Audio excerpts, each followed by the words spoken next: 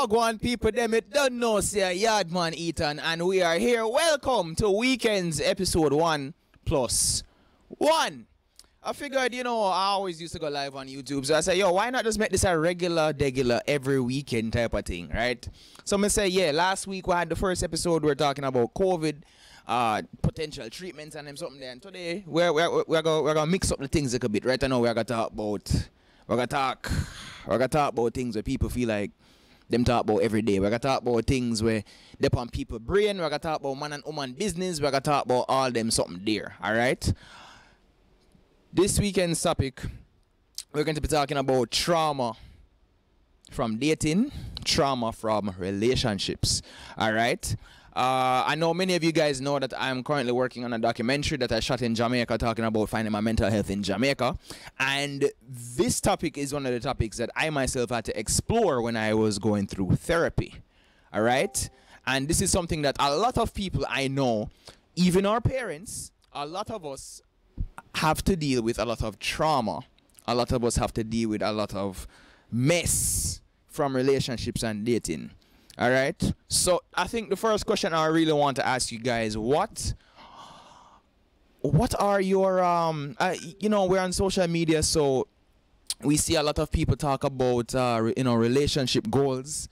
We see a lot of people talk they really idolize relationships that they see other people on social media have, right? So I really want to ask you guys, what is your opinions? What is your feelings? What are your relationship goals for the single people especially, right? If you are in a relationship, I also want to hear your take. This is not me giving dating advice to nobody, because as a single man I don't feel like I should be giving anybody dating advice. And that's what I say. So I have people, we also have people on the Discord. So if anyone wants to join the chat, people them can run in on the Discord and talk to us in real time. You don't have to wait your turn or anything like that. Just come in on the chat and just talk. All right. So the first thing I really want asking about relationship goals. I know that a lot of people feel as if they see their favorite social media couples, whether it be a couples channel on YouTube, couples on TikTok, they see couple stuff happening on Twitter, they see couple stuff all over social media, and a lot of us feel as if, boy, I wish I had that, or I wish I had something like that. Some of us even go as far as to say, boy, I wish I had that woman. Some women say, I wish I had that man. All right. So people them, talk to me quick and fast. Talk to me. What is your opinions on these relationship goals? We have nobody who up on the live right now who want to talk to me. We have nobody in the. I don't really believe in relationship goals, because in my experience, whenever I've looked up to a relationship or something like that, it's you only see what they present to the outside world. You don't know how those two people actually feel within the relationship. So you can be surprised and be like, oh my gosh, that's how they talk to each other, or that's how they treat each other. But especially on social media and things like that, folks can appear to be so perfect and so glamorous, but no relationship is perfect. And I've definitely been in relationships where people are like, oh my gosh, you guys are goals, but then when I look back on the relationship, it's oh no, that's not something that anybody should really look up to. Yeah, you're absolutely right about that. A lot of us do get lost in understanding what is perception versus reality. This is something that I want to talk about, on later episodes when we do talk about the realities of social media, and you said it perfectly. The reality is that a lot of reality is not put out there. So a lot of times we see the things that people want us to see. So we will always see the green grass. We will always see, the love and the romance. But we're not going to see the. Well, sometimes we do. We do sometimes see the ugly sides, and things do spill over. You know what I mean? But it's not something that is meant for us to see, in my opinion. You know what I mean? So I just know that when it comes to relationships, we really do need to be careful about the things that we say that we want. especially when it's coming from something else that we really don't know the full story of. You know, I could list examples all day, but I'm not trying to flick nobody under the bus. You understand me? I say, but we do have a lot of relationships on social media that, why, as I said, we just don't see the full side of the story. So, and some of these social media relationships are actually fake. You know, I'm not trying to diss nobody, but it's just a reality. And this was something that came up a lot more when I know he got cancelled on YouTube. I hope if I invoke his name on my YouTube channel, it doesn't result in me getting in trouble. You know what? Let me just say, there was a YouTuber who did a documentary on Jake Paul, right? That YouTuber. He did a documentary called Inside the Mind of Jake Paul, and that was very telling and revealing, and a lot of people were apparently very shocked to find out that, you know, they orchestrated things like having a YouTube girlfriend. You know, not his real girlfriend, but a girlfriend that, you know, they had for social media. So, you know, things like that is very much real, and things like that happens more often than, you know, we do think. So, you know, again, I think that we really do need to be careful with the things that we do idolize and the things that we say that we want, especially when it's coming from other people. You know, let's get into something that's a bit more, you know, let's move on to something that's a bit more pressing, in my opinion. How let's talk about dating and relationships, and in the context of culture by culture. How does it differ? How do you think it differs? You know, even if you have something, an uneducated opinion, I want to hear from you. I want to hear what your opinions are when it, you know, when it comes to from culture. Me personally, obviously I am from Jamaica. I'm living in the United States. So I have been able to see how things have been different. How dating in the United States has been different versus how dating is in Jamaica. So I want to hear from you guys. How do you think dating and relationships differ by culture, from your own culture? And let's say, how about how do you think you can manage that dating someone else from a completely different culture? Come talk to me. Let me look on the Discord. I think we have some people in the Discord, you know. I know some people in there quiet, no one to talk. Come in, people, come talk to me. Cause I don't want to be I don't want to be the only voice in here come talking about certain things, because I don't want people to feel like, say, oh, Yardman, you're biased because of this, or Yardman, you're biased because of that, or oh, how dare you say this about my people. I want people to come in on the live and come talk to me. We're not gonna get in trouble, guys. We fully had an episode 1. We had people talking about vaccines and their opinions on it, and nobody got flamed. Nobody got completely nobody even got roasted in the first one. So I want you guys to not be shy. For the people who are in the comments, anybody watching on YouTube, please make sure you can join the Discord in the pinned link that in the pinned link in the chat, and you can join the Discord. Come directly right into the Discord chat.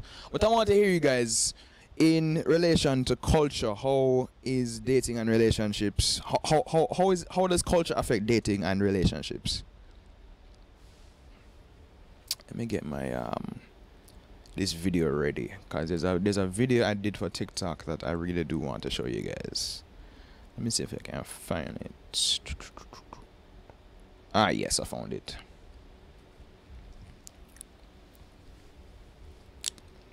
I really do hesitate though when it comes to dating outside of my culture, because in my experience, whenever like people have shown interest in me, a lot of times it's kind of rooted in like a fetish for Black women and things like that. So like in my experience, like for example, I went on a date with a guy who was white. He just kept talking about the fact that we were like different races. He kept talking about the fact that I was Black. He kept talking about like all the Black girls he dated previously, and how he had an ex that was from Egypt who didn't consider herself to be Black, but he still considered her to be Black. And so it's like it can be really uncomfortable when people are coming from outside of your culture, and it can be rooted in like a fetish, truly. Okay, I hear you loud and clear. And this is in the context of an American perspective, you being black and this date that you went out with this guy being white and him constantly pulling up race in the conversation, and you felt as if because of you being black, and that may not be something that is in his immediate vicinity, it's something that he fetishized, is what you're saying. Something that he just found that he found different. I would say is different from his norm. Is that am I getting this right? So I think partially, like, what happens sometimes is, like, guys, let's say, you know, a white male who maybe, like, their parents kind of have, like, racist tendencies. They kind of, like, hide the fact that they are willing to date girls in other races and communities. But once they get older and they, you know, get to college and things like that, and they start to really meet, like, diverse groups of people, they kind of they're not as shy about it, but they're really bold. Mm-hmm. And so, like, as a person on, like, the receiving, you know, like, happy, comfortable with their ability to date, you know, someone who's from outside community, that they don't themselves about it anymore, or they don't really care what other people think, or you don't know if it's because of something like their intentions aren't all that good, that they really just have, like, a fetish, and it can be, like, just really thinking on the date, like, does he not know that I know that I'm black? Like, you don't have to keep telling me. Right. Right. I do get where you're coming from. As someone who has experienced what it's like to be fetishized myself, you know, I do fully understand where you're coming from. And you know, you brought up the topic of race. You know, being in America, where racism is the biggest divisive factor in this country. That is something that is thought about for to many people in the context of dating. You know, even sometimes when I'm on TikTok, you know, when you see, like, you know, interracial relationships, sometimes the comments can get very toxic, and not just from one group of people, but from different groups of people, you know. So sometimes we ourselves have to watch our own. We have to know the things that we're ignorant to, and we have to know the things that we ourselves we have to know our own toxic traits, you know. So I me personally, coming from a different culture that's not from the American culture, I do understand what it's like to be fetishized, you know. And most of the time when I am, most of the time it's not from the flavor of vanilla, if you understand what I'm trying to say, you know. I have been in situations where I've witnessed how people have taken to me simply because, oh, you have an accent, or they assume that, you know, I am good in the bed because them sister Jamaican people then wild up on the dance floor and probably go a party with them already, and then them say, oh, me deal with the people them and can wind up my waistline and all them thing there, right? So I have been in that position already where I've been I feel as if, I mean, men not going to necessarily talk about the topic of them being objectified, but I have experienced that in my life, and that happened when I did come to the United States, you know. One of the things that I do, you know, I talk about culture all the time, where I'm from a place where, even though racism is not our biggest divisive factor, it's more so classism in Jamaica. I'm from a place where if I wanted to, if there was a girl who was from of a different race, but she was still Jamaican, was interested in me, there wouldn't be much reason not to pursue that relationship, if that makes sense, in a Jamaican context, you know. So when we do come from Jamaica and we do come to the United States, even though yes, white people are the minority there, we still come here with a certain, usually sometimes you come here with a certain open mindset to say, boy, you know, if anybody like me, for me, you know, then it can work. But for me, that's the mindset that I came here with. And I noticed that people don't necessarily think the same way here. I've seen a lot of relationships that have been completely destroyed because the two parties are of two different cultures. You know what I mean? I've seen where relationships been impacted because, oh, my parent thinks this, or my parent thinks that, or my parent won't like you because you're black, or my parent won't like you because you're of a different religion. You know what I mean? I've witnessed a lot of that, and I've seen the destruction of many relationships, you know, for that reason. Even me myself, I was in a relationship where for a time she hid me from her community, from her parents, because I was not what she was.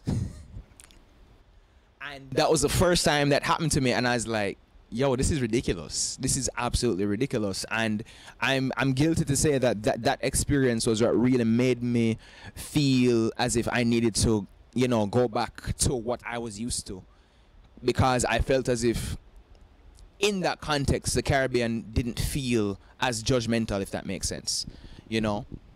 From the comment section, Clara K says, I don't think the culture can impact that much a relationship, but the mentality and perception is important.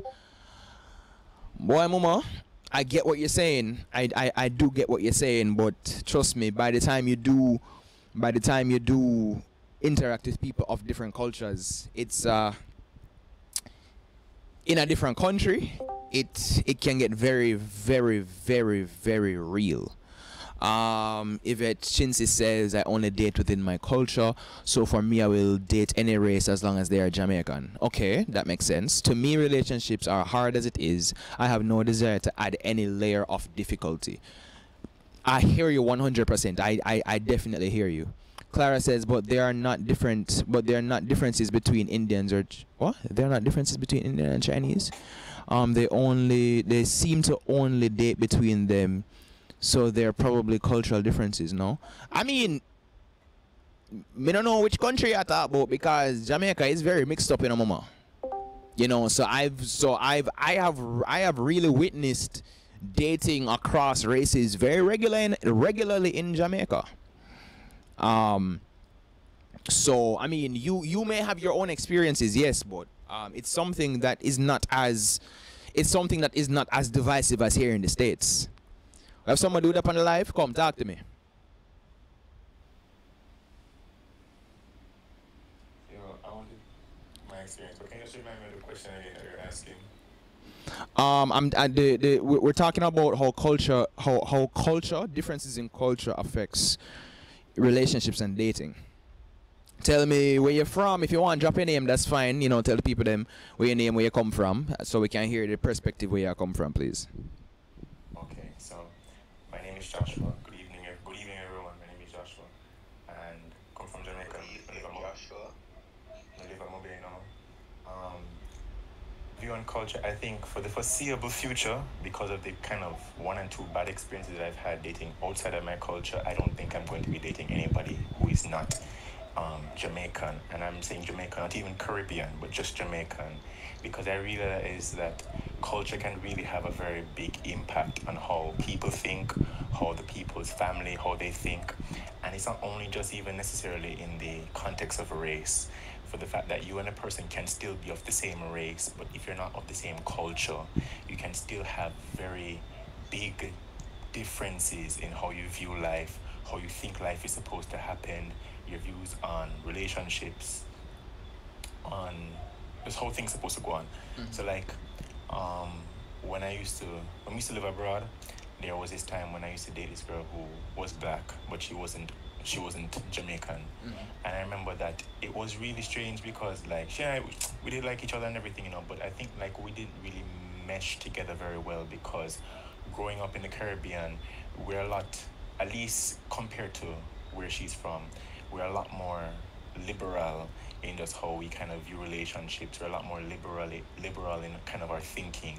And where she was could you give some examples, because I know liberal is a very political term here, so I want you to give some examples when if you can, that is, if you want to, if you could give some examples about differences that you found with her, please. All right, so let me kind of to bounce off what you were saying. So like the perception of how Jamaicans are, that Jamaicans are quite promiscuous. Like Jamaicans are very sex forward, and they're quite promiscuous, and that kind of I'm not going to I'm not going to agree or disagree if we are not, but I think that in the West, generally Western thinking is that we're not necessarily as how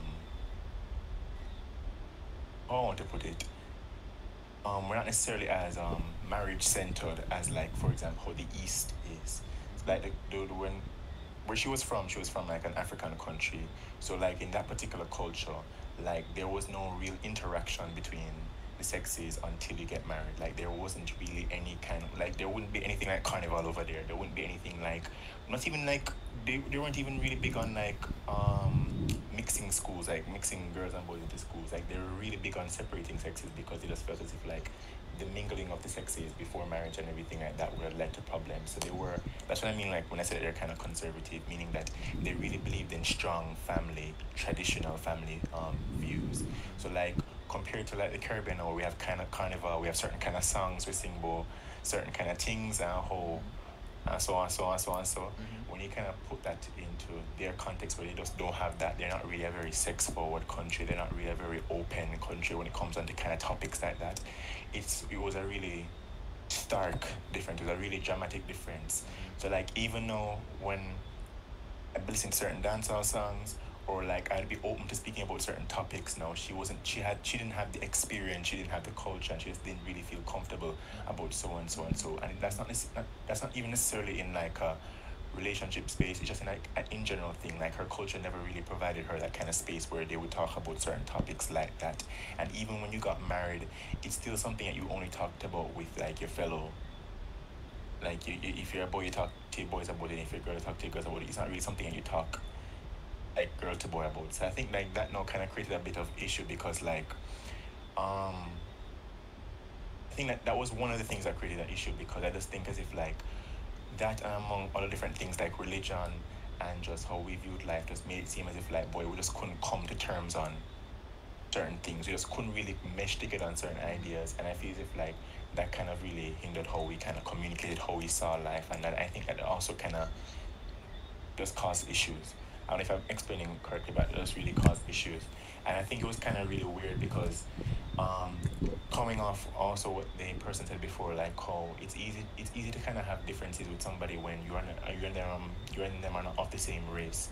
But then when you kind of see somebody that is of your same race, and you're still having like a big issues with them because you and them are not of the same culture, it can really kind of make you realize that, boy, not all skin folk are kin folk, and you just kind of have to really know how to navigate it. And can I just say something real quick? I'm sorry to cut you, but when you say not all skin folk are kin folk, this is something that you're not saying to be derogatory. It is simply saying that just because we're of the same color, just because we have the same skin, don't mean say, we're the same people.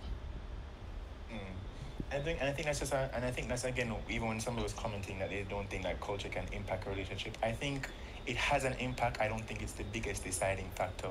I think that it can be a hurdle. So I think that if you're prepared mentally and know that that hurdle is there and you're ready to jump over it, then that's fine. But I think that if you already have other hurdles before you, like for example you have age differences, or you have like other financial issues, other kind of hurdles to deal with, you might not want to have culture being another hurdle that you have to jump over again at the end of the day. So I mean, like if I meet somebody and like that is a hurdle, and that's probably the only hurdle that they have for me to jump over, then probably then can't work with it. But if like there's already 3-4 other hurdles that I have to jump over for, and then culture is going to be the next one, I don't think I can bother. For at least that's what I think about when I think about culture being a big impact on relationship. And I appreciate your honesty, and I appreciate you talking about this. I definitely do hear you. Can I ask you, when you were dating this lady, where were you located? Were you guys located? Which country? Zimbabwe. Pardon? Zimbabwe. Oh, so you were in Zimbabwe? Yeah, she was Zimbabwean, and I moved there for a while. Oh, so you travel? Pick up yourself, brother. Airplane like taxi and all them things there. Sorry, friend. Well, I got you. I got you. And when it comes to differences in cultures, this is not necessarily you know, a fault of anyone in the relationship. You know what I mean? It's just a matter that, you know, when we do get into relationships, how serious are we going to take these relationships? And we have to identify the fact that we are of two different cultures. Are we willing to make this work? You know, I know that Jamaica is a country where our motto is out of many one people. If any other Jamaican wants to give me your own responses, your own experience and responses on this, feel free to go ahead. But personally, where I'm coming from, I'm someone who, I don't mind teaching someone who's not Jamaican about my culture. I love teaching about my culture. I love talking about my culture. You know what I mean? I love, you know, even if there's something that you don't get, but if you show interest in wanting to learn and understand, I don't mind sharing that. You know, and that's a big part of, you know, my platforms, especially TikTok, with TikTok having mostly Americans in my followers. I don't mind teaching and, you know, talking about things of my culture. However, from my dating experience, I realized that people did mind where I was from, and I found that very weird, you know. But yeah, I definitely get and I relate with what you're saying, you know, being of someone from a different culture than yours, and then it makes you feel as if you wanted to retract, and you went on to say that, yo, right, I know a Jamaican woman my thing there. That's basically what that's the idea that I felt as if that you gave to me. You know, me personally, I'm not that harsh. I always tell people that I don't mind dating within the Caribbean. And for the reason of cultural barriers being a real thing. And I feel as if within the Caribbean, even if you have a different country, we may have smaller barriers that we can deal with. But I know for a fact, and I always tell people, I always jokingly tell people that I am 99% sure if I do get married in this lifetime, it's going to be to a Jamaican, and because that's the easiest thing for me, if that makes sense. Because of the idea of culture and how culture can indeed influence and impact our relationships. Let me see what the comment section I say. Somebody's asking me if I'm mixed race. I'm mixed with rum. Actually, I've been very sober. But if you ask me if I'm mixed again, I'm a mixed drink. Okay. All right. If you're asking me about my I red or white? But why? White. Is it me? I'm a mixed drink. I'm black. Okay. So yeah, I'm pretty black. Is it me? I say. But yeah, do we have anybody else who want to talk about this culture thing? Quick, anybody have no questions? As you were talking about, yes, sir. People representing their country. Name and where you're from? Sorry, name and where you're from? Tristan, and half Jamaican, half English. Got you. May be able to tell from that Got you. accent. Got you. So as I was going to say, you may be able to tell that I'm from foreign. Just maybe. To go in a different direction about the conservatism of other cultures. One time we did link an immaculate girl, and make I tell you, that was a different culture. Hold on. Wait. Let me specify this. When it's a link an immaculate girl, you mean an immaculate girl or immaculate conception high school girl? Yeah, that one day. So we're talking about cultures amongst high school. Man, that was different. So talk to me. How was that different? What high school were you from? And tell me, how was this different? So I've grown up in England, but I don't know if I can talk about this on a live. I mean, you don't need to give no girl. You don't need to call no names or anything like that. I mean, if you're comfortable. No. I'm not gonna do that. Okay. But the way you laugh makes me know that you know exactly what I mean. I mean, I don't know. I'm trying not to come to any trying to jump to no type of conclusions. I'm trying not to assume anything. I just want to hear the people then, because we're going to get into the juicy things soon, you know. And that's what I said, because the next thing that I want to talk about is women's issues with men. Alright? So every single person in Jamaica knows that in my killer girl them he man. Like he man girl that. What did she do?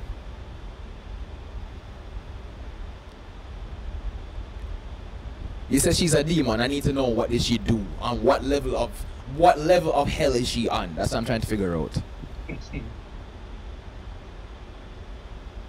Oh man, we need more mixed drink for that.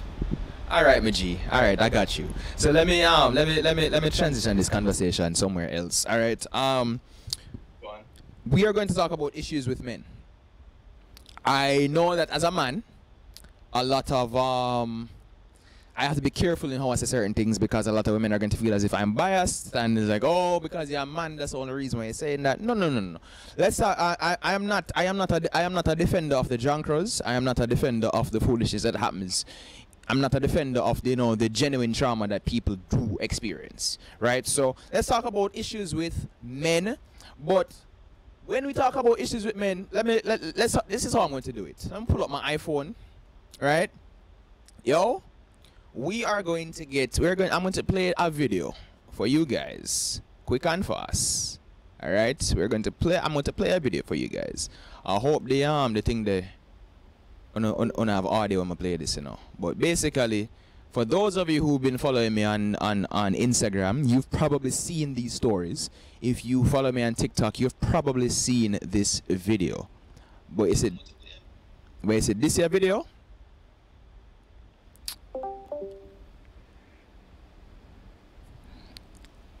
Can you guys hear it? No. Alright, hold on. No, I don't hear it. Hold on. I'm just listening to the Discord. Alright. Hold on.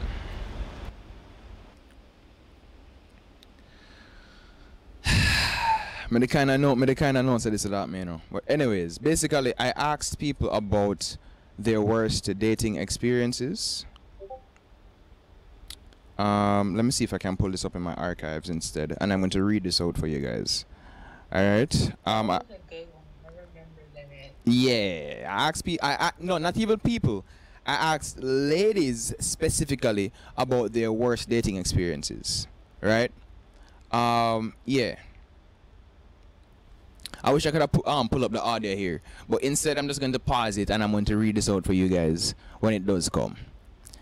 All right. So be ready, because this was only for ladies. All right. So we start off here.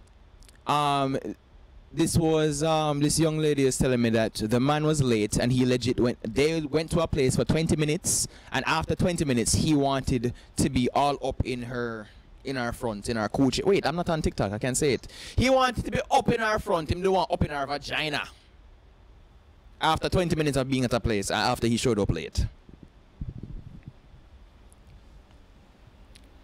I mean, it gets worse.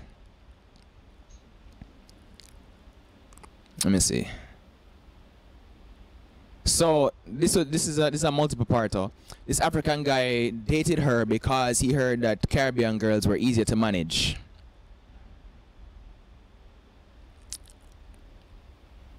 Zin? He said that he wanted a woman to cook and clean for him. He also did not have a job. He didn't like reading, so he didn't read the menu. Didn't eat the food he ordered because it wasn't African. His car declined, so she had to pay. And he had zero conversation skills. Guy that she was with decided to leave her in the middle of the night to go sleep with a girl in the same apartment building. He talked about other men. Jesus Christ. He talked about other man owed the entire date. The guy that she was dating for a while, he got married. All right, come. Let's talk about that that last one. Wait, you say? Yo, Mark. Yo! Wait. Yo! Keep in mind that these stories are coming from ladies, you know. Me never ask a man them nothing, you know. So I have a question. Yeah, talk to me. Yeah. Information about manhood. Wait. Discuss it at length. No pun intended. Yo, Mark. Brother, I don't know how to answer that question. If I am on a date with a woman, you know. Why is that the topic though? Like, why is that the topic that? What would you talk about? I think honestly they were insecure. The fact that he was thinking about it that much, the way he like constantly talked about it, he was nervous about how she would receive him. I think because it makes no sense otherwise. Yeah. I mean, I have been nervous. I've been on dates and I've been nervous on dates, but you know, other men's penises is not even within my sphere of thought process. Okay, so Lord have mercy. That's like number 6 out of 5. What you say? I said on your list it's like number 6 out of 5.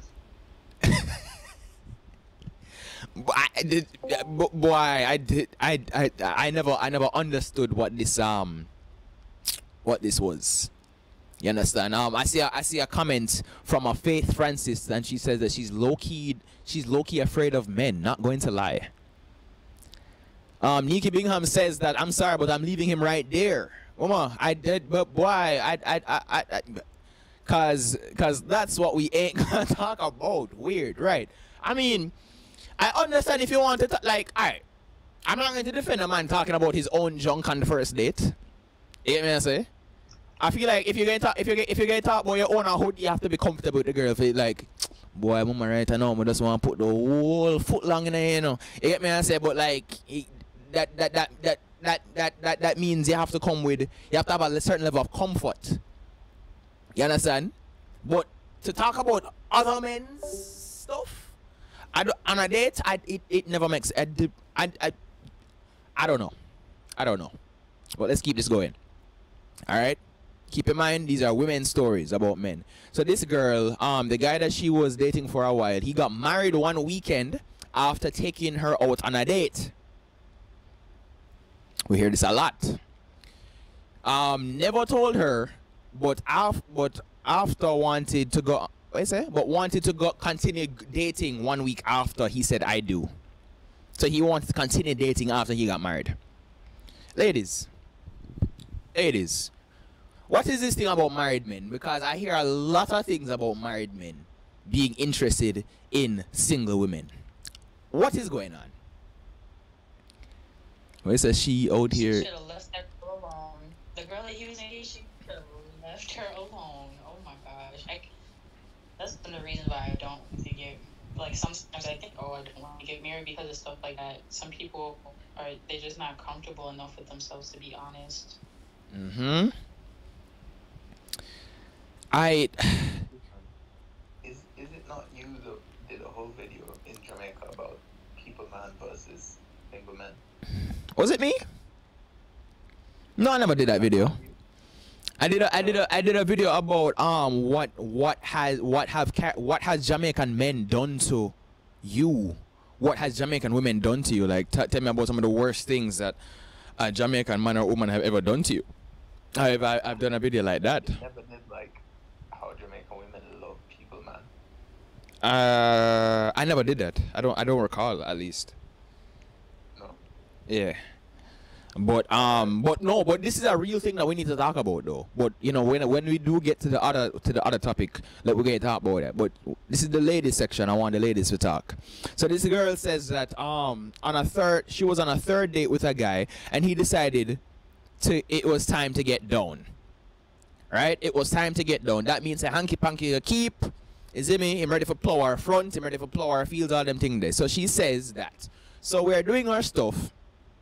And she start feel up in body, and this effing guy has a micro body. She say him would beyond small. It's beyond tiny. It's micro. She said he basically has a clit. That's what she's saying. So all I know, she immediately told him to come up with an excuse and she dipped. She left. She said she's not dealing with no microbody. She didn't want to experience a micro penis.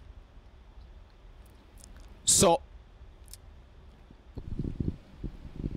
I think the joke that I said about this is that, well, it looks like that micromanagement to pussy. I said it seems as if size actually does matter at the end of the day, because she was not about to tough it out. She was not about to do no scissors treatment. She was not doing it. All right, she Lord, the things I can say on YouTube but I can't say on TikTok. Oh God, it feels liberating. Yeah man, yard man out here, man. Never dated before, but after talking to just one, I'm taking a break. I'm dead. He Microsoft, but he Billy Gates. I'm dead. Wow. He Microsoft, but he Billy Gates. Yo, come out of my comment section. I would ask him what happened, honestly. What kind of advice you can give to me about being with a guy that live in Jamaica and I'm in Pennsylvania? Hey. I am not a fan of long distance relationships. Personally, I am not a fan. So I don't think I can be the one who to actually give you sound advice on that one. Okay? I really don't know, but let's get off of the micro body conversation, because this just keeps on giving. What is it? I said cheap because you know he's doing it. Oh Lord, let me not say that.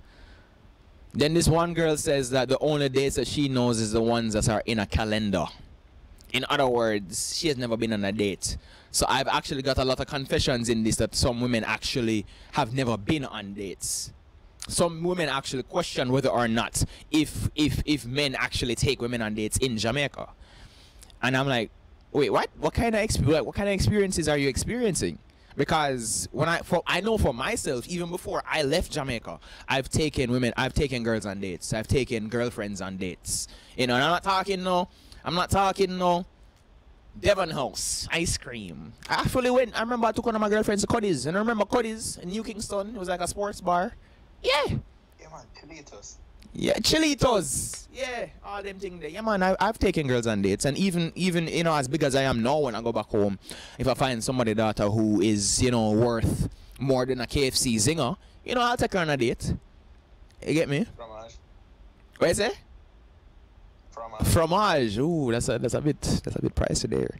Have you ever seen the I took a girl on a date at the pizzeria in Devon House though. That was a vibe. One thing I've experienced though is basically going on a date with a guy, but like they wouldn't really stay, like they wouldn't use that word. And so then like afterwards, like my friends would be like, "Oh my gosh, so like was it a date?" And I'd be like, "I don't know," because he didn't say like, "Oh, can I take you out on a date or anything?" He asked me if I was free. Like we literally went on, like, this one example, we literally went to dinner in a movie. Like we got food, we had drinks and everything, and then we saw a movie. Like it was the most, you know, like formula, right? But then like even like, so basically long story short, I ended up dating this person, but like basically a year afterwards is when we had a relationship, and I had brought it up to him like, "Oh, like was that your intention of it being a date?"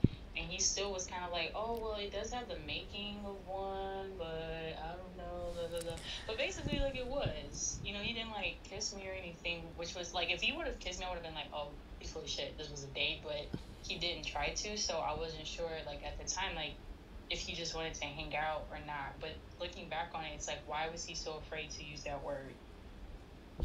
As a woman, I thank you for actually speaking up about this, because this was something that completely missed me. I do know for a fact that when I do take out a woman, and if I do have certain intentions, I make it clear it's a date.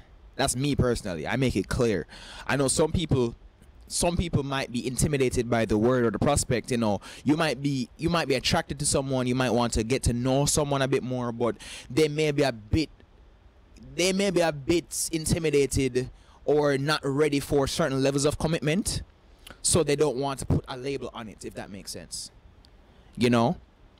So, But yeah, like even once we were dating though, like we were boyfriend and girlfriend, even then he was like hesitating to use the word date to describe like the experience previously. Like if that was the case, like what you're saying was the case at the time, I totally like understand that, because but it was like we're dating now, like you can say like whether or not that was your intention, but I don't know. Well, if that's the case, if you actually did end up dating, then I have no idea how to answer that. I don't know because when you're boyfriend girlfriend, when you're on that level of exclusivity. Did I say that word right? I don't know. Once you're exclusive, I don't see an issue with putting a name on it. So I really don't know how to answer that. But yeah, man, talk to me. How come you didn't call it that? Oh, you're not talking to me. You're talking to. Yeah. I didn't call it that because I didn't want to call it that, and then that not have been his intention, and him like I didn't want him to feel as if he was like, okay, so like some of our friends like were mutual friends, right? I didn't want to say like, oh, he took me out on a date, and then like that not be his intention, and him being like, oh shit, like she thought that was my intention. I didn't want to put a name on it without knowing for sure like what he wanted to do. I didn't want to mislabel the experience that he was trying to create, like, because I wasn't sure like if he was just trying to like be my friend and just get to know me, or if he was interested in me romantically. Like I wasn't really comfortable being like, oh, it was a date at that point in time, because I didn't know like if he really liked me or anything like that. And I agree with you. Okay. And I agree with your decision not to do that, because just like a relationship, when you're in an exclusive relationship, when it comes to dating, I think it needs to be something that is mutually agreed upon, that this is a date by both parties, because you don't want one person to be you don't want one side of the party to be to have the wrong idea about the situation. So it's something that you definitely want to be mutually understood. It is what it is. So you don't want to mislabel it, right? And we decided like what to do once we met up, so it wasn't like he had planned to like take me to like in his head he was like considering it. Like at the point where he picked him, he had considering doing stuff and we agreed on stuff. But it wasn't like he planned out a bunch of stuff and like invited me to it, if that makes sense. Like once he had picked me up, he asked me if I had ate dinner, and then we kind of both at the same time like was like, oh, we should see this movie. So it wasn't like he had did a bunch of planning either. Okay, I get you. I get you. I know it is very important for people to understand what their ideas of dates are as well, because some people don't have the same idea of what a date is. To some people, a date could be a trip to Devon House. It could be going to get ice cream. Some people feel as if they need to they go to a restaurant. Some people feel as if a certain amount of money needs to be spent for it to be considered a date. Some people, so a lot of people have their own subjective ideas of what a date is, so it is very important for us to really have that mutual understanding when we do deal with people, to make it known, say, yo, this is a date, Let me continue the traumatic stories. 6 years ago, this young lady said that she went on a date with I went on a date with this guy. He said he went on a date with a young lady. So we're going to mix it up a little bit with the issues with women. He went on a date with a young lady. He didn't have a car, so he ordered a ride. Right? Oh yeah, I remember who sent this. She sat in the front and left me in the back of the seat, and on top of it all, she was flirting with the driver. Wait. He never had a car. So he ordered a ride. Him charter like one taxi. Him order one ride, like a Uber. You get me? I say. And then she didn't sit in the back seat with him. She sat in the front seat right beside the driver. And he said that she was flirting with the driver with him in the back seat. That even happened to me, but that hurt me still. You know what I need to put on my OBS? I need to put in the gif of them girl. Yeah, wicked, them wicked, them wicked. I need to put that in there for real.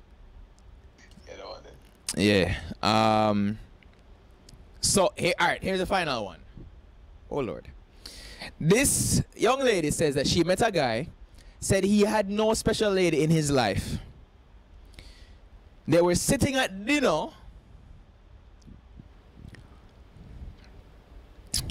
Wait for it.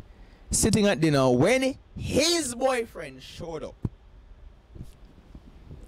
Boy. I mean, he wasn't lying. He wasn't a special lady. Yeah,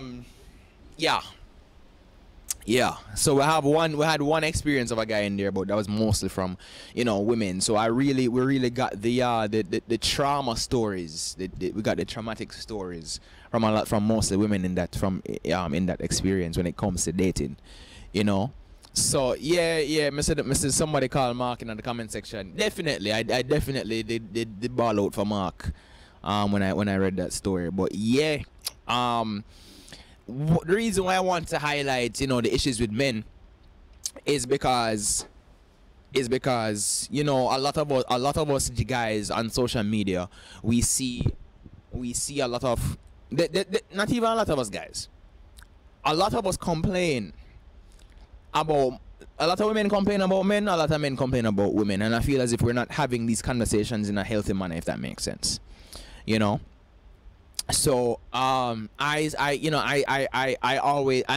the voice that says, yo, I'm not a defender of the bad treatment. However, I'm not going to sit here and pretend as if I have not been traumatized by a woman in my life, and I'm going to talk about it.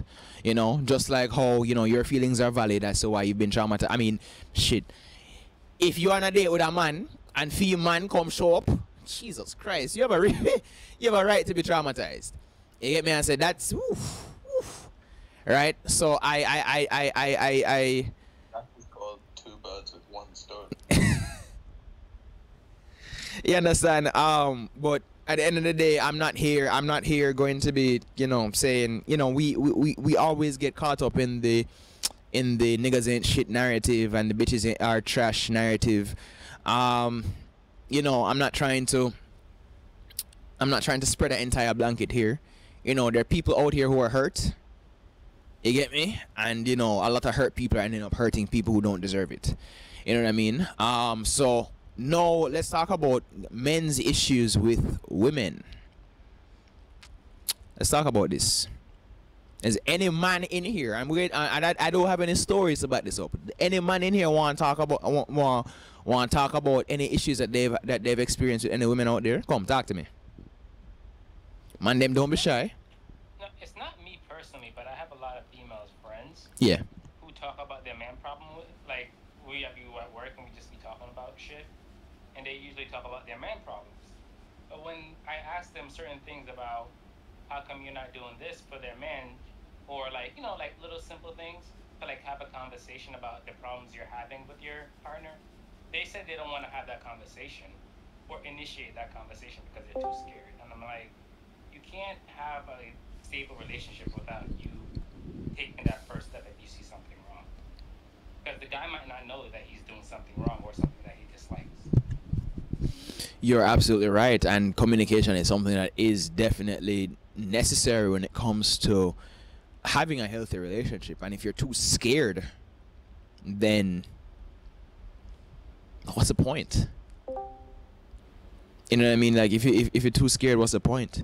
A lot of people are in the relationship only for the lovey-dovey and the feel-good moments, but you have to realize that relationships are more than just those moments. You have to have proper conflict resolution.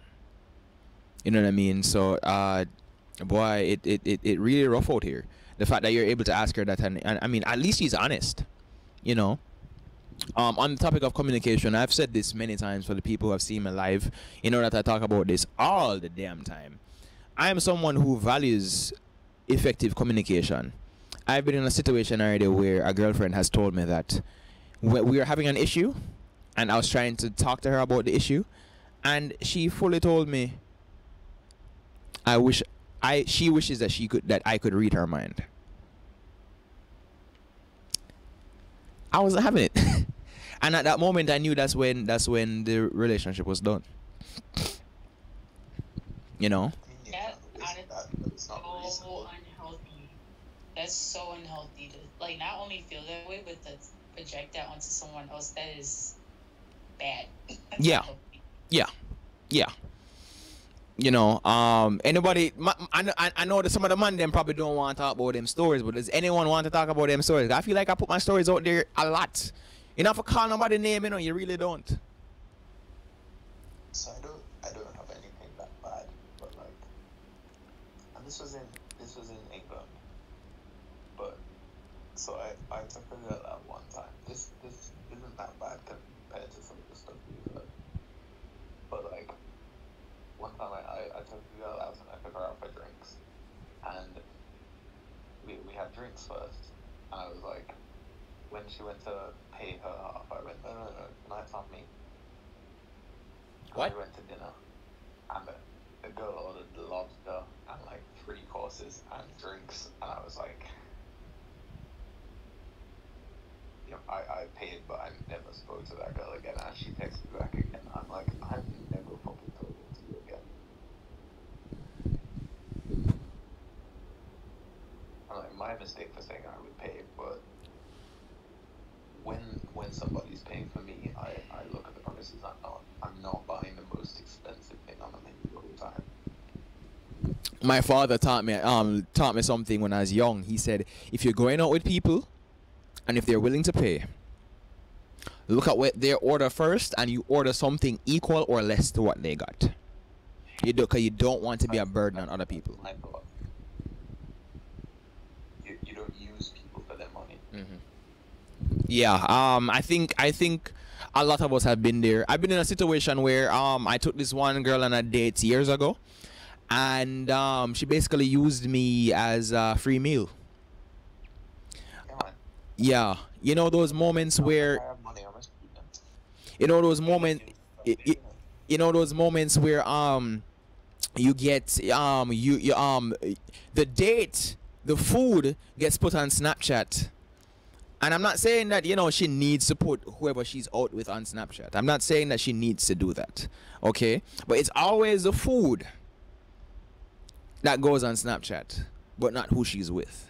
You see what I'm saying? And even though it was mutually agreed upon that, yes, this is a date, it was one of those things where at the end of it, when we, you know, when I tried to talk to her about, you know, what I was thinking, that's when I realized, I was like, oh, I'm the one who's taking it a bit too serious here.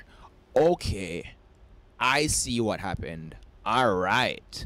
So I'm one of those people where as much as I love to cook, I always tell people that you're not going to catch me out here cooking for someone who I'm not interested in. Right? So a lot of times some women are like, "Oh, could you cook for me?" I'm like, "No." No. No.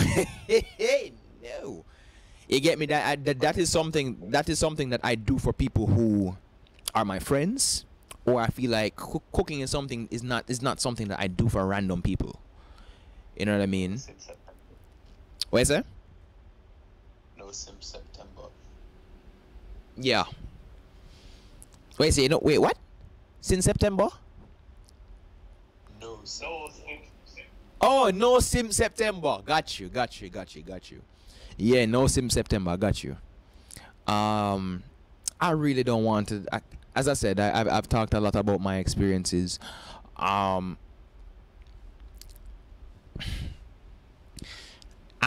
have a group chat with some friends of mine from Jamaica. All male in this group chat, and we created this group chat. Whenever anyone wants to come and rant and talk about something that's bothering us, that is a space on WhatsApp where we can do that. And the reason why we did that is because we know that a lot of men feel as if our emotions are not valid when we talk about certain things, and because our value is determined simply on what we can provide and not who we are as people, right? So we created that group chat to really rant and talk about a lot of the things that that bothers us, you know. And when I was ranting one day, and I was very emotional, this was before I went back to Jamaica, so this was pre-therapy.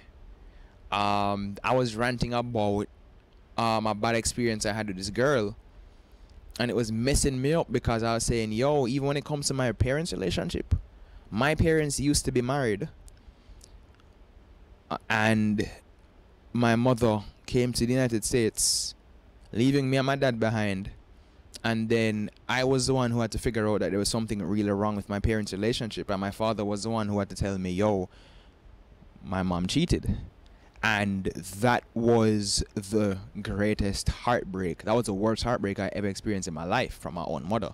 And when I told this to the group of guys, they were like, Jano dog, usually when man have some bad woman experiences, them usually able to lean on their mother and say, well, at least my mother is not like that. And then when I told that story, they're like, Jano dog. You know, and that is something that really did impact me. With dating, with relationships, that's something that really messed me up for a long time. You know? And that was something that, and the lesson I took from that was, if my own mother is capable of doing that, anybody can.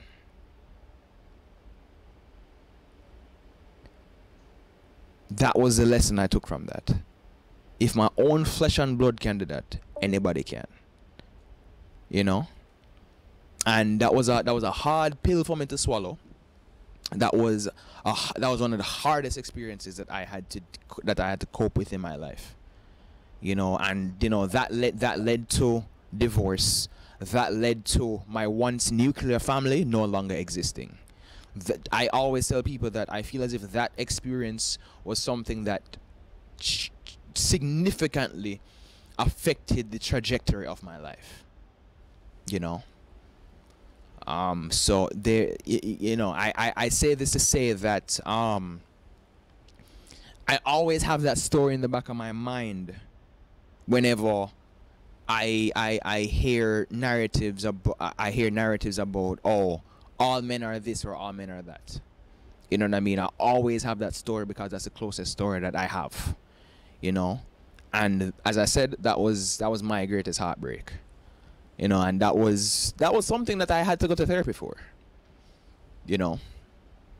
So, yeah, things out here rough. So I have a question for you. Yeah. It kind of personal. Sure. It's not to you.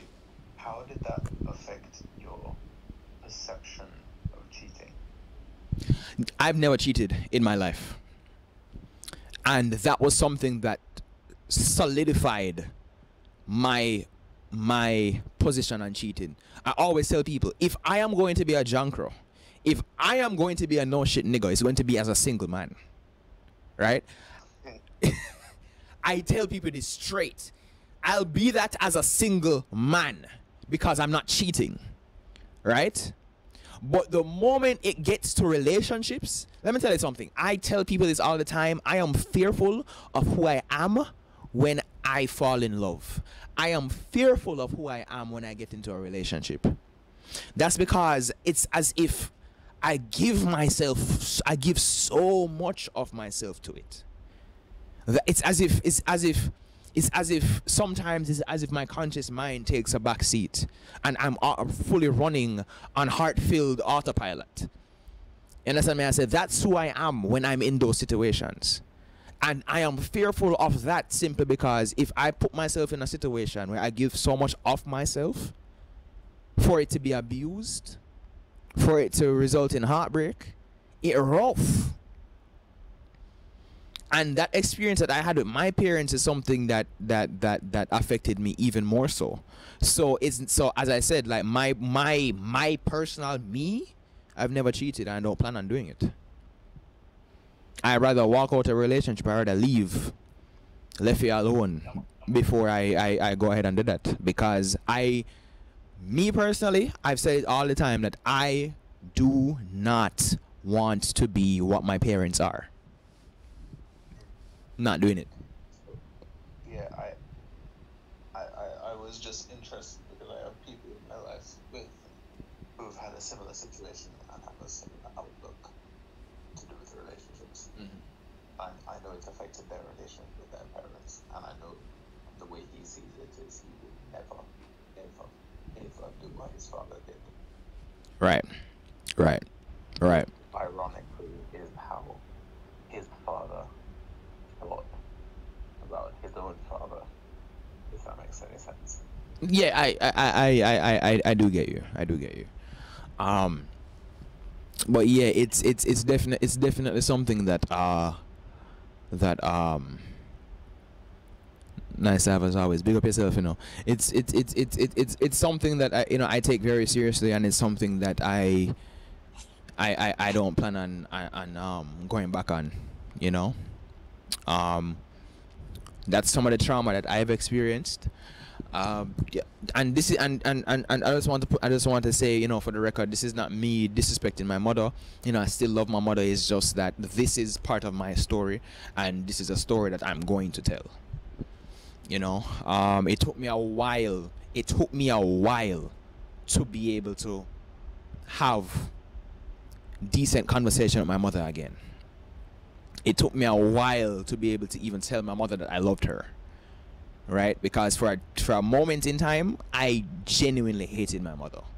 I'm not even going to lie to you. For a moment in time, that was real. Right?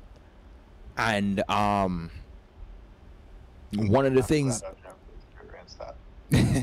yeah, one of the and let me tell you, had my parents split up when I was young, it wouldn't have affected me as much as it did. But the fact that I was in a nuclear family, the fact that my parents were married, I witnessed my parents get married. Right? The fact that I grew up in a 2-parent household, and to see it led to that, I was devastated. That was trauma, brother. Is it me? Why?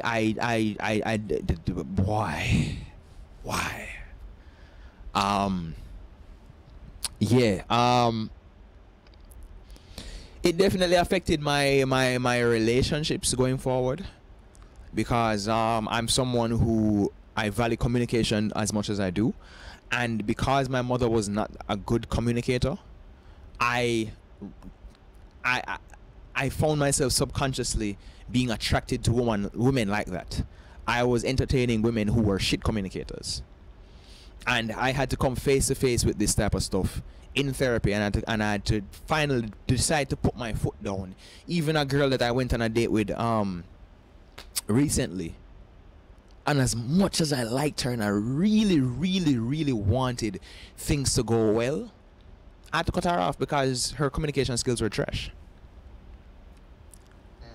What would somebody have a question in the comment section? What would be your advice for other individuals trying to navigate anxiety with relationships? I always tell people therapy. A lot of us are scared to go to therapy. A lot of us feel like sometimes, and understand, if money is your concern, they may not have, the funds to do so. But therapy helps, especially if you're in a serious relationship. I am someone who believes in couples therapy, couples counseling. Even if you're not even getting married, if you're trying to have a serious relationship, and you're trying to keep things serious, and you want this relationship to get to that next level, I believe in couples therapy and couples counseling. So if you have anxiety in your relationships, you need to be able to communicate, to have these conversations with your partner. I genuinely believe that. If you can't communicate, then it just don't make sense. It don't make sense. I had to unlearn behaviors that I got from my parents. I had to learn how to stop talking to women who are trash communicators. No matter what my heart tells me, no matter how much I may feel as if I like them, if I notice that communication is an issue, I refuse to do it. Well, you seem like someone that is very open and raw with their feelings.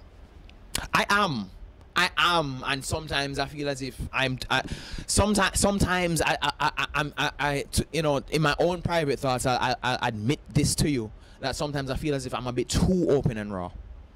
Sometimes I ask myself, is it okay for me to be this open and raw with these people? Is there something wrong with me why I'm this open and raw? Like, I've had these conversations with Online. with myself, because I'm really open, raw, and to the point. You know, and I realize that my openness and my rawness might be too much for some people. I've noticed that it has definitely been too much for some girls that I've dealt with, relationships or even dating or otherwise. I've noticed that. You know, but communication is not something that I personally compromise on. Like, if you're not going to communicate with me, I'm not going to work with you. So So yeah, I think it's very noble. I think it thank you. has the potential to help a lot of people. Thank you. I appreciate that. And this is the last point that I wanted to bring up. Let's talk about trauma and how are we going to move past trauma. Many of us have been traumatized by past experiences. Many of us have been traumatized by dating. Many of us have been traumatized by men. Many of us have been traumatized by women. How are we going to move past our trauma to be the most healthy individuals that we can be? I want to hear from some of you guys. The traumas that you've experienced in your lifetime. How did you move past that? Alright. So, yeah, man, good evening, everybody. Good evening. Good evening. So, this happened like almost right after I left it was a very, very good relationship. We ended on bad terms, but we were still cool and everything. So this was just after we left that thing, and I was in a very dark place. So I ended up basically on a rebound with this girl I met at my friend's graduation. So we started to talk and link, and then I said, you know what, you want to be my girlfriend? And she agreed, and I was saying, all right, everything is going in. Now, whenever I'm in a relationship, I tend to give my 110% because I always like to put my best foot forward. Also putting this out there, I've never cheated. I try my best not to. My father taught me not to. The little bit I know about him. So, but one time I noticed that this email was starting to kind of move shaky, and I was wondering why. So I asked one of my friends to just talk to her like a random person, because the two of them never met. And the funniest thing about it is the girl offered him some front on it. And my friend called me and told me that when it happened. And it kind of hurt a little bit. But I did tell him, say, you know what, if she's able to give you, knowing that I'm in a relationship with her, I told him just take it. I told him to do it. And this really put something in perspective for me, because the relationship that I left before was my first relationship. It was a good relationship. Everything was going, all right. It's just my communication was bad, and I always wanted her to talk, I think. But this just opened my eyes to say, you know what? Not every girl or not every relationship can be as open and nice as the one before. Not every girl will be as trustworthy and thing. And the thing about it is that it just put everything in perspective for me. That maybe I shouldn't put the best foot forward just for anybody. Maybe I should have get to know them better before I decide to say, yeah man, I go put all the effort in that. I get you. I don't think that's a fault with you. Could you repeat that? I said I don't think that's a fault with him. He feels as if you're saying that it's not a fault of him to want to put his best foot forward at all times, is what you're saying. That should not be a fault, is what you're saying. Yeah, precisely. I mean, I understand that it should be a fault, but is it a thing that they deserve for me to put the best foot forward every time, and it just keeps happening afterwards. You know, I understand both sides of these arguments. I understand, trust me, I understand both sides of this argument, because the reality is it shouldn't have to feel that way. It shouldn't have to feel like a burden trying to be our best selves with people. But the reality is that we don't want to put ourselves in situations where our best selves are taken advantage of. You know, I personally, I get where you're coming from, and as much as I believe that that should not be the case, where you should never feel that way. That in other words, I think the moment you do feel as if your best self is being criticized and is being abused, that's when you take away yourself, brother. You know, if you I like same story with with a young lady. She ghosted me for about a month. You get me? I was one of them people that, like, I text her every day, morning, good morning. You see me? I say, even when I came back to Florida, I was texting her often, talking to her, trying to engage.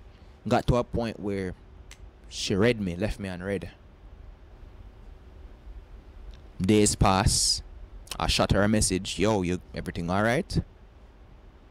Radio silence. Radio silence kept up for about a month. Come back after a month. She decided to message me. And I chose not to reply to her. The only reason why I did reply to her sometime after, and when I say sometime after, I mean probably some hours after, because I did leave her unread. And that was not even me trying to be petty, but it was just a matter of, like, yo, going back to the communication thing that I talked about, and I was genuinely trying to just put my best foot forward. I never did anything wrong to her. I always try to treat her good, make sure that she alright, text her and all them thing. They try to keep up the communication and thing. You get me? But what happened was one of my friends, his mother died of COVID, and that was a reminder that shit can happen in life. And reality is, she don't owe me explanation as to why she ghosted me. She really doesn't, really and truly. Let's put that out there. She don't owe me explanation. However, when it comes to communication, I even send this as a voice note, and I said, yo, the reality is, something really and truly serious could have happened as to why you did that could justify it. Something really could have happened. Could have been a death in the family or something, or it could have been nothing at all. But the reality is, if you don't communicate with me, I won't know. And it's not my job to be your therapist. It's not my job to be texting every day. It's not my job to be checking on you every day. That's just me being a decent individual, right? And I remember that one of the things that she told me before I left Jamaica was, she said she realizes that I'm genuinely a nice guy, and that's a lot for her to get used to.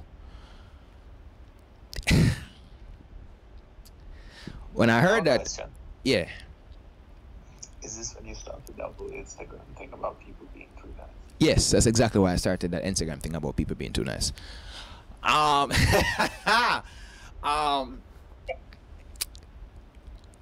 fan. That was Let me ask. Yeah. Yeah, sorry. Let me ask.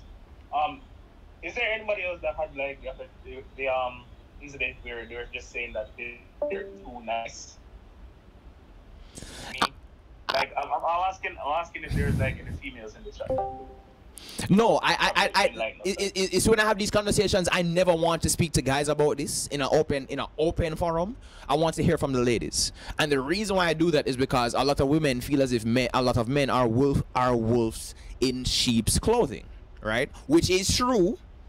A lot of men do pretend to be goody, do pretend to be decent individuals just to get in the girl them pants. We know this. But not every man stays so.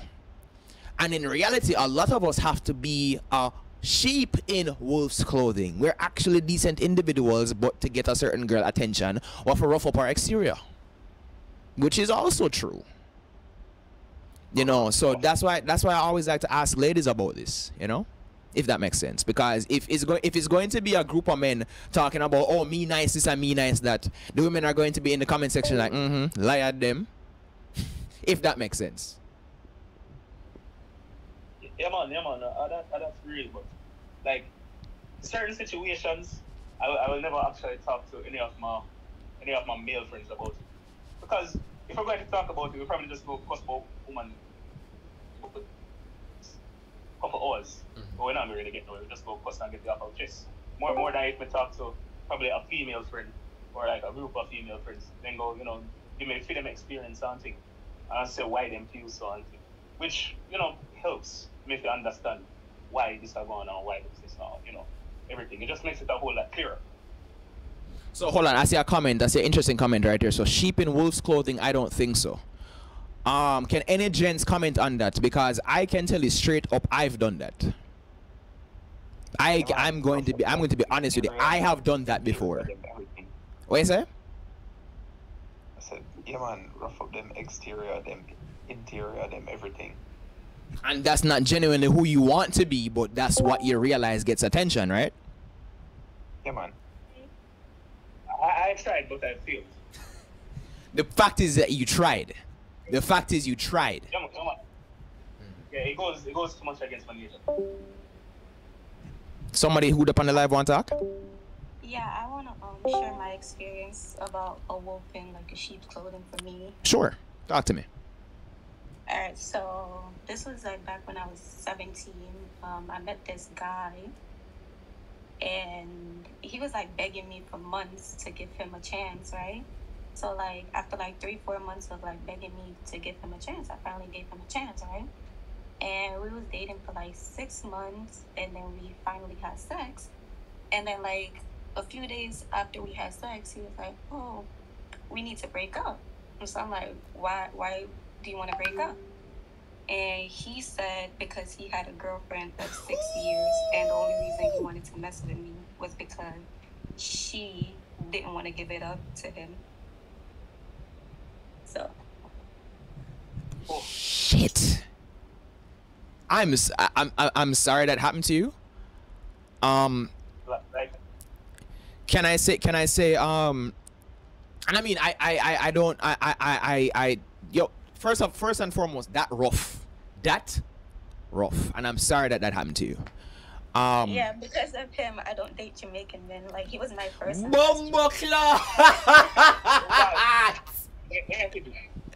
No, we don't have a chance. See there, I will go back to culture now. I know, right? I know. So right after all of the yard of them. See, I'm sorry that happened to you. I'm really. I'm Jamaican too, but like after I dated him, I started like watching the men in my family and how they would treat women, and they're also part of the reason why I stay away from Jamaican. Yeah. Yeah. I'm sorry. You know, I've been in a position where I've had female friends, and I've tried to warn them off.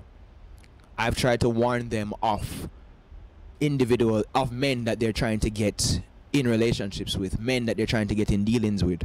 I remember a situation. This one girl, a friend that I used to have, she was coming to me asking me advice about this Bahamian guy who was looking her, right? And she was like, yo, like he's treating me, you know, this nice and everything, but like, you know, he says to me, he always says things like, hey, he wants to have a baby with me. And I'm like, what?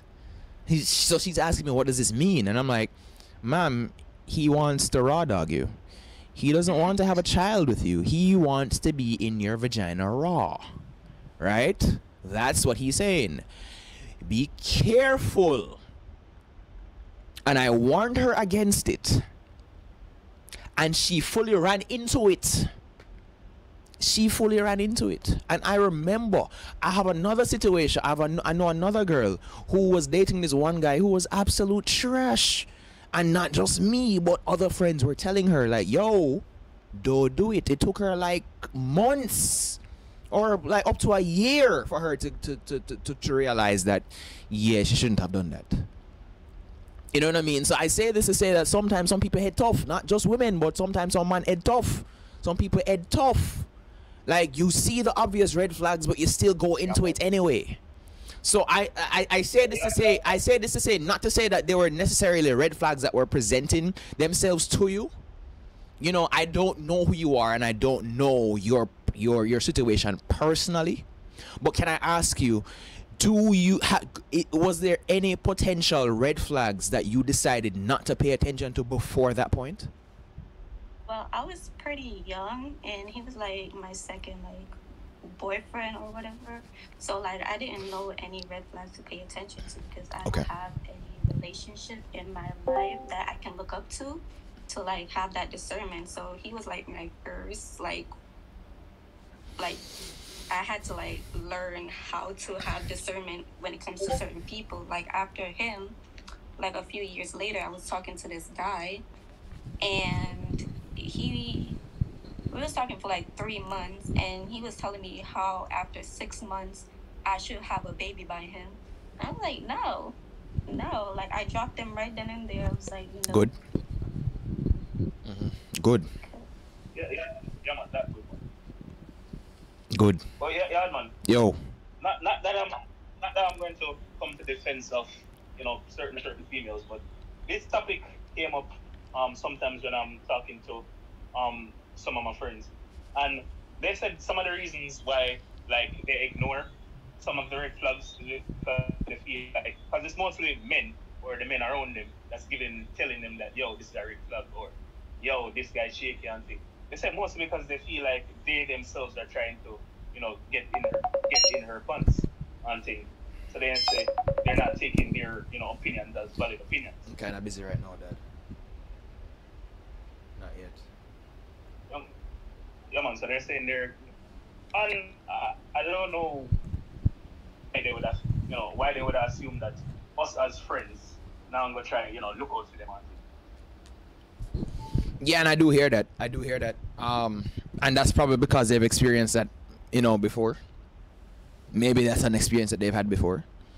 Going back to the whole wolves in sheep's clothing conversation, that it has been the reality for some people. But sometimes, people are warned against putting themselves in certain situations, and then they put themselves right into the same thing that they were warned against, and then shit hits the fan and everything. Right? So it's a matter of having discernment, and it's a matter of making these smart decisions on our own. So yeah.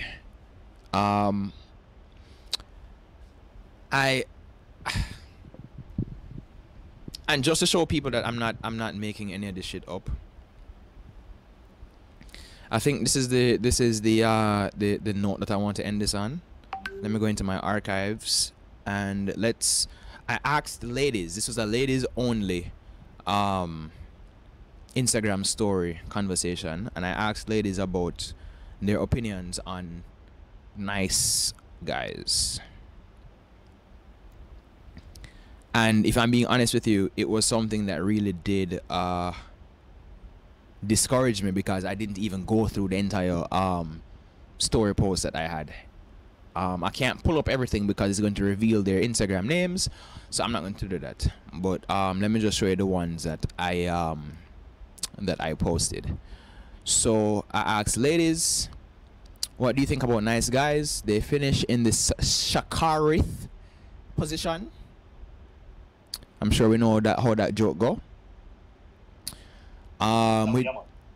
We do have a couple ladies who have said that the light nice guys, nice and nerdy, genuinely love nice guys. They literally a breath of fresh air, but they tend to be timid.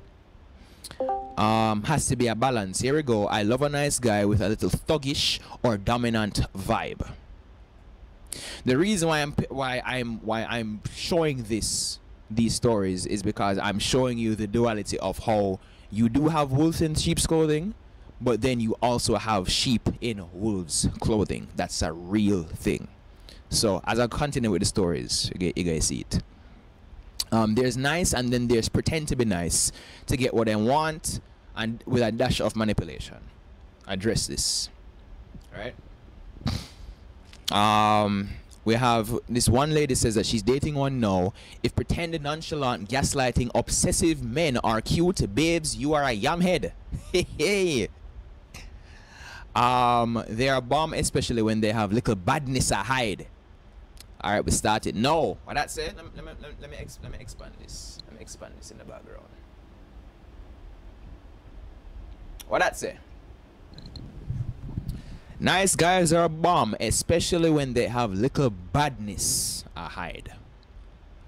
As me say, these things are coming from ladies, right? Them at least for rough me up in bed. If not, then excuse out of my way. They finish last with that little jokey. Sorry, wrong direction. Jokey emoji. Right?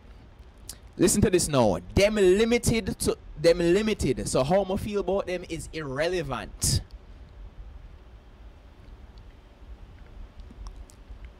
Bad man, whoa, wow. This was really from a woman. This is not from a guy.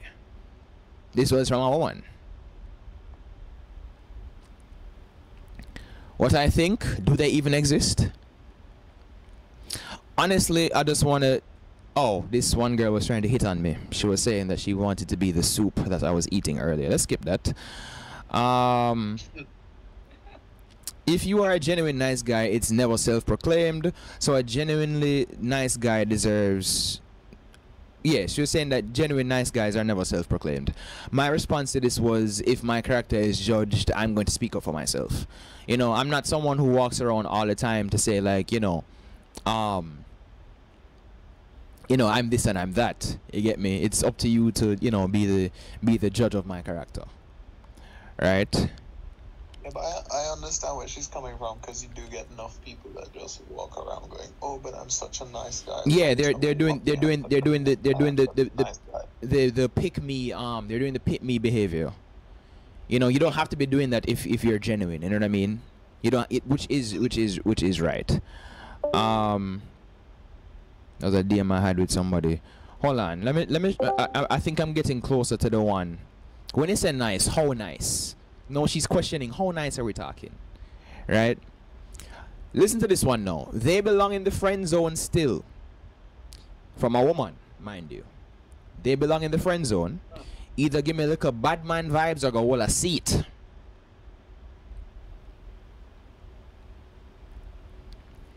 I like nice guys. You can be nice and still be manly. When did niceness have to do with our masculinity? Question is, Ethan, who hurt all these women? That is my question. The point is, these are women.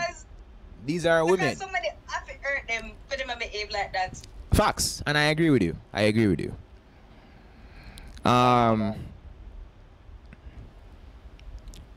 love. Like the whole nice guy situation. I had this friend where she was in the process of getting to know somebody, and I mean chemistry. You know, when I was like, you're rooting for them, like, yo, they look cute together and thing. And then it's like, all he wanted to be with her was just to have sex and thing. And then she said that, you know, she's not on that, like, right now. And he did something, and it's when she realized that, yo, like, him just did a user just for getting her fans and thing. She said that, yo, if she jokingly said, oh, if I could do it in a probably do like an HIV test or whatever. And the only reason why he did the test was just to say, like, yo, if that would have worked.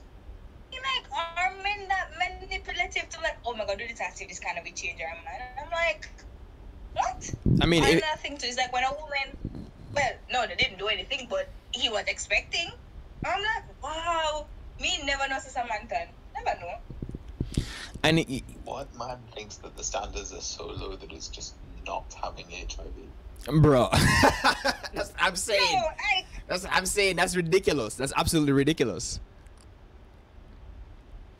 And again, real life true and living colors in Jamaica. No, I mean, it's not gonna be anywhere that is Jamaica.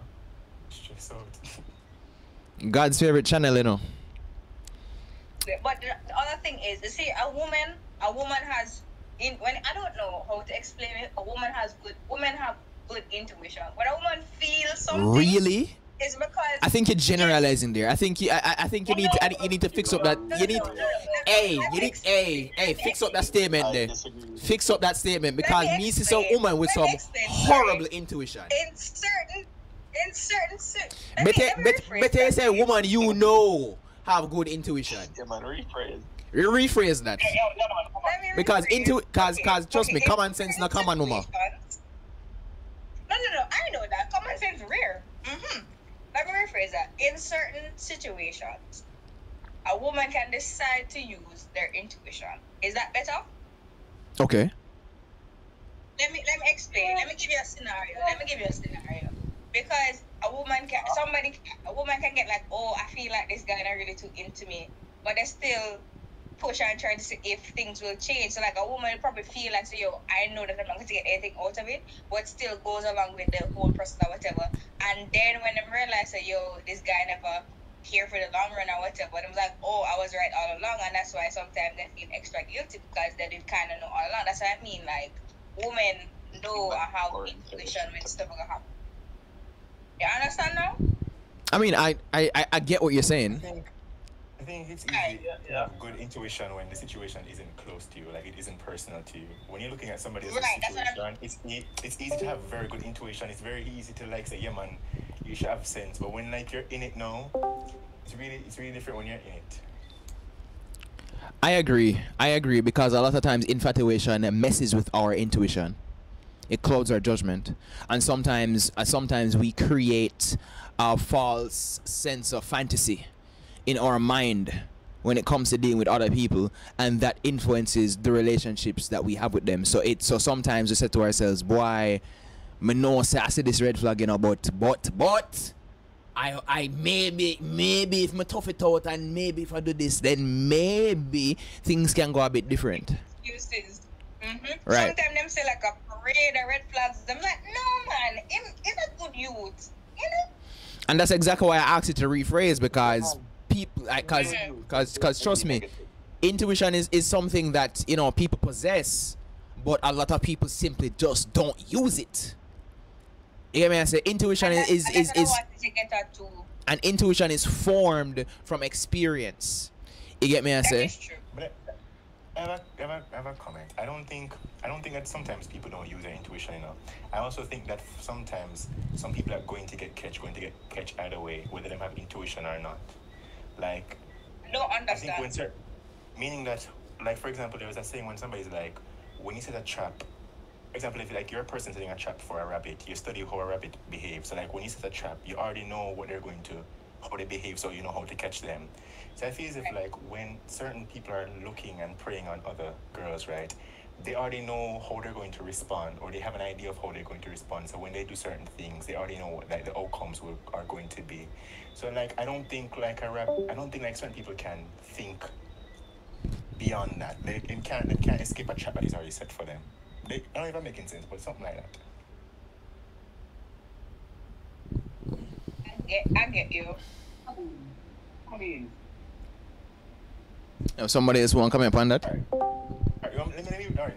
me repeat the example I'm giving. If you was, for example, if you're setting a trap, catch crab, because like some people go catch crab. If you set you're trying to set a trap to catch crab, you think of probably every way that the crab can turn, the crab can go, the crab can whatever they can move. And when you set your trap, you're setting your trap for all those different things that you've thought of. So no matter if the crab use them intuition or not, when you set your trap, yes, you're thinking for all those different parts.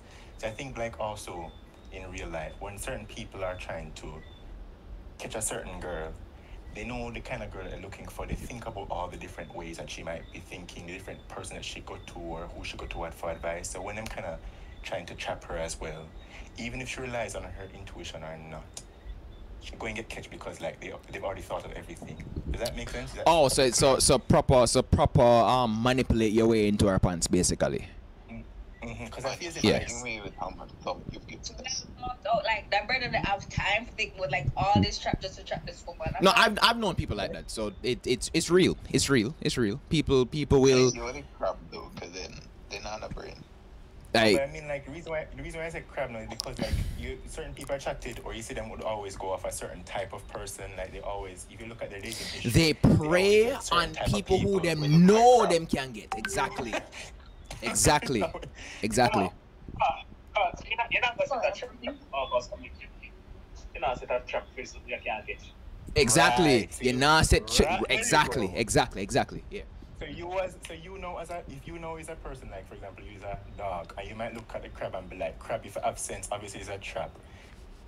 The reason why the trap not go work on you is because he's a dog. Like trap for dog not going catch dog, but trap for crab will catch crab. So that's the example. Right. I get you. So but the thing is, you is crab or dog. I will also add too, though. I don't know if someone brought this up already because I had to leave for a little bit. Mm-hmm. But what I learned, because like I used to work with third graders who had a lot of trauma, so I started to research trauma, like books and things like that. And one of the things that I learned is that sometimes when children grow up with, you know, basically like abuse and neglect and things like that, it's hard for them to be comfortable around people who aren't like that, and they can act out and push away people who treat them so well because. Like their brain is wired that, you know, the folks who they should trust have to behave like X, Y, Z, A, B, C. So it could be that like her background, she's just not used to people who are genuine. Because, you know, people talk about like why do they always like attract like toxic people, and sometimes it's because that's what they grew up with. So those behaviors to them kind of seem normal, and they just kind of like latch to it. You know, it's not necessarily within their control, and they're not necessarily saying like, "Oh, you treat me well, I have to push you away." And I recently commented on a Facebook post. A friend of mine posted something about he reshared something that said people who are grown on love are incapable of handling people who are raised on survival. And then I commented and I said, you know, the reality is a lot of people who are raised on survival don't know how to handle people who are raised on love. This is why that these comments and like when you read the stuff them, I was like, that is why I say like, who hurt these people? Because I can tell there's just some sense of like, yo, I'm in the past, I mean just not make it happen again. There's this wall where the bill was like, yo, nobody not cross this. I'm like, right. No. Right. So this this lady actually put this in my DM. She was saying that when nice guys comes around, some women reject them because they are uncomfortable with their niceness, and vice versa. They stay in that cycle because it's familiar to them. It's familiar territory. So a lot of us put ourselves in situations that are familiar to us, not because it's healthy for us. Exactly. Sometimes you stick with the evil that you know, and even the evil that you know is toxic and manipulative and has all these things. If it's the evil that you know, it feels a lot more comfortable and safer to you than the evil way you don't know. I mean, that's something to think about. Right. And we can go to extreme scenarios where we talk about domestic abuse, like when we've heard women say that, oh, they stay abused 24/7 because she says, quote unquote, he loves her because she sees potential in him for him to potentially change.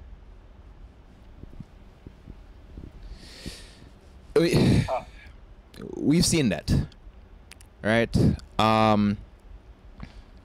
Let's see. What about emotional abuse? Because that's an abuse that I've recently came to terms with the term. I didn't even know that there was something could be considered as like emotional abuse. Oh yeah. My family is really emotionally abusive. Oh yeah. If you know the term like gaslighting and just different types of like manipulation, or different types of like lessening your feelings, you know, really squashing down situations. Like, let's say someone, you know, came to confide in you about like something really difficult or really traumatic, but your response is like, oh, that's not that bad. And then you talk about like, you know, something going on with you or something that you were able to get through. Like, oh, your suffering's not that bad because I was able to do X, Y, Z, or it's not that bad, just get over it, or something like that. Like, that's emotional abuse. Like I'm just, oh, Chuck, people have it way worse. And it's like, I don't need to hear about John Brown's situation. It's not that I don't care about John Brown's situation. It's just that, why are you measuring up my pain with somebody else's? Like, it's my pain. I don't think you should squash it because somebody is having harder than me. I'm hurting, and that should be okay.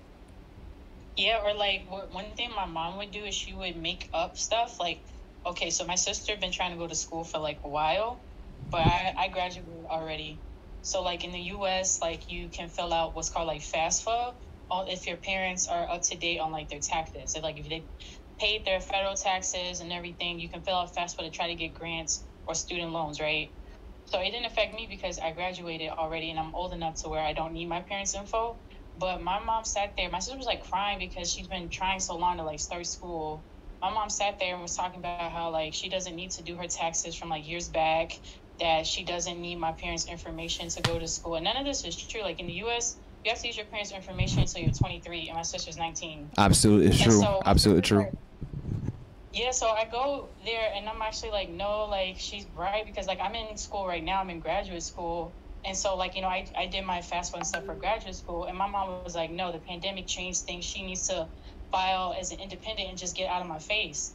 Like, that's emotional abuse because she came to her, like, you know, vulnerable about doing something that will change her life. She's not asking my mom to pay for anything. And my mom is making all these reasons, like, to say no, as opposed to taking responsibility of, like, I should have filed my taxes a long time ago. Let me do the best I can to get that done quickly so you can start school, you know. Can I give experiences from my parents? Yeah. One of the things that changed my life was when I found out what psychological projection was. Okay, psychological projection is you cast characteristics on someone else that don't possess these characteristics, but in reality, you're just denying that you possess these characteristics. So you know? deflecting? Not deflecting.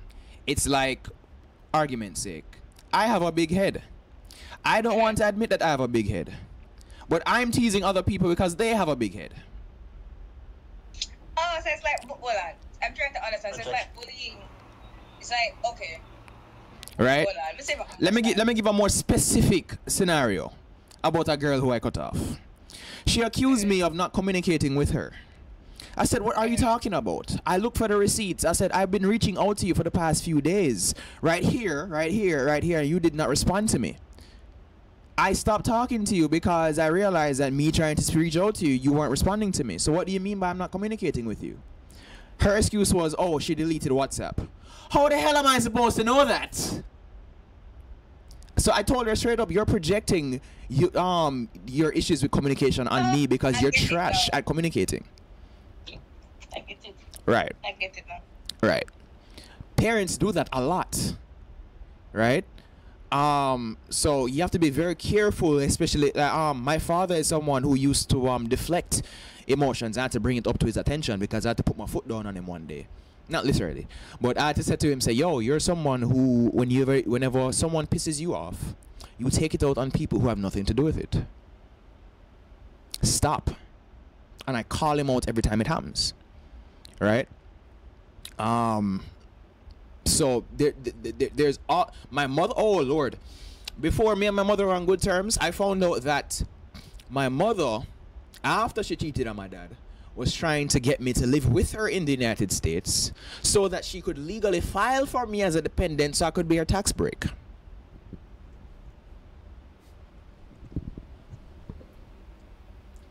Them get it wicked, them wicked, them wicked. All right, so yeah, like, You're going to do that? eh? You're going to say something like that. I was you're going to say something like that, but it's. I have a question for you. Yeah. Is it the case where Jamaican parents are more abusive in terms of like emotionally, or is it like, oh, like my just beat and then all them something? So is one more than the other, or is just a nice, well, not nice, a weird kind of blend with okay emotional abuse and like some other stuff? I feel like a lot of our parents have been traumatized from experiences with their own parents, and that because mental health is still something that is very stigmatized in Jamaica, a lot of our parents haven't even thought out therapy or counseling to fix the shit that they have to deal with. So because of these mental issues, it turns around into physical and emotional abuse. Could not have said it better myself.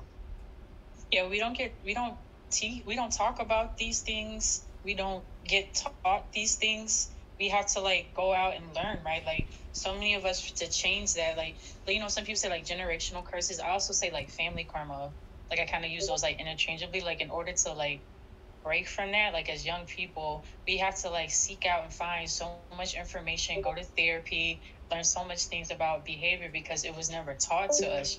Like I couldn't imagine like asking my grandma about emotional abuse. She wouldn't know what to tell, like what to say to me. Yes, you're absolutely right. You're absolutely right. I've you know I find out some things about my own before my grandmother died. You know, certain things decided to come up, and then you're like, whoa, what's going on? And then you realize that, you know, these things have been going on from way back when. My grandmother died when she was 100, so I'm talking about years of shit.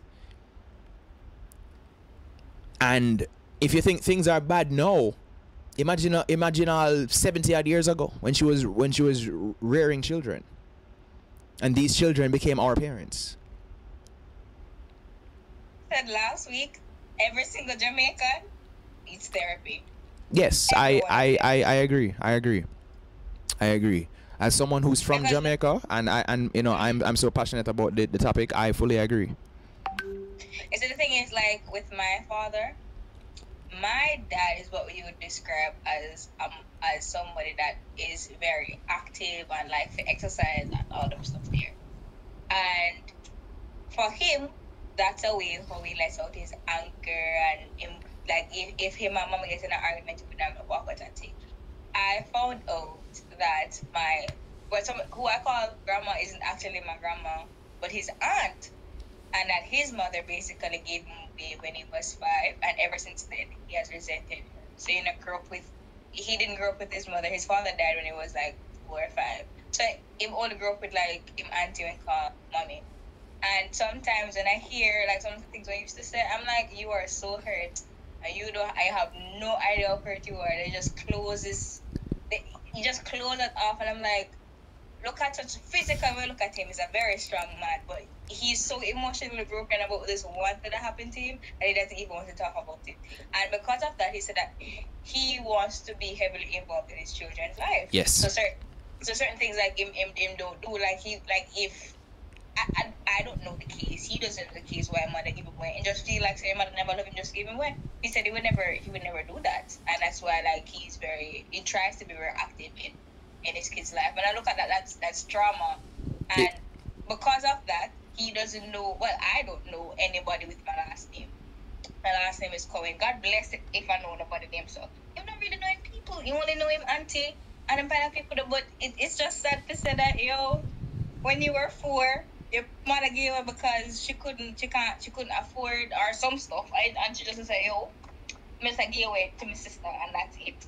How do you deal with that for the rest of your life? How? And to tie this back into the topic, people take these traumas into dating and into relationships, and sometimes even beyond, into new families, into having children, and then it becomes generational. All right, let me read 2 comments that I have in the live right now. Ronaldo Mason says emotional abuse happens a bit more when you get too old to get beaten. Yes. Oh yes. You're too big for them to actually try to lick you now. So they're going to emotionally abuse you. Nikki Bingham says also a lot of them got us when they were kids, so it's literally a child trying to guide a child. Yes. I'm going to read the last story response here from the nice guys thing. This young lady says, for some reason, and this is real. This is from a woman. This was the one that broke me. This was the one that made me just give up on this topic. She says, for some reason, the nicer he is, it makes him seem lonely, desperate, or weaker. But once in a while, it's fine. I was done at this point. Me did retire. Me did finish. Can you read it again? Oh, you want to read that again? Sorry. She said that for some reason, the nicer he is, it makes him seem lonely, desperate and weaker, but once in a while is fine. This was women responding to what their take on nice guys are. Let me see it here. These terms are very interesting. I don't associate them with being nice. You said desperate, lonely, and weak. See it there? Mm-hmm. I didn't know whether it looked in my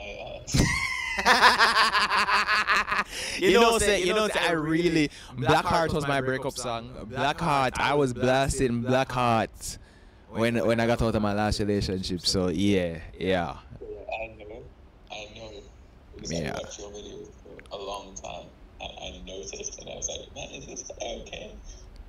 Yeah, I was not okay, but yeah. So see there. Is it still not your backing track for like everything? No, after therapy, I don't relate with the song as hard as I used to. One of the songs that really used to rock with hard was Christina, Chronics, Christina.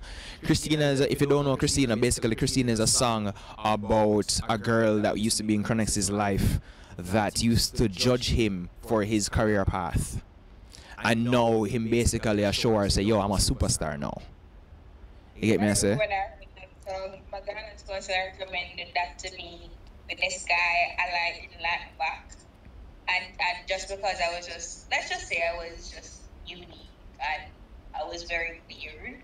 So like, you know, things that people consider as weird, like this is to the center like critics, you know, obviously wants to be an entertainer and something here. And this girl, I'm like just chastising him and like, hey, he made a song about it, you know, people know him and my performances. So like I get how that song can resonate with somebody. I'm like, it's deep. Yeah, and the thing is, I really took my emotions away from it after I did therapy, because now I no longer care about, you know, how people see me.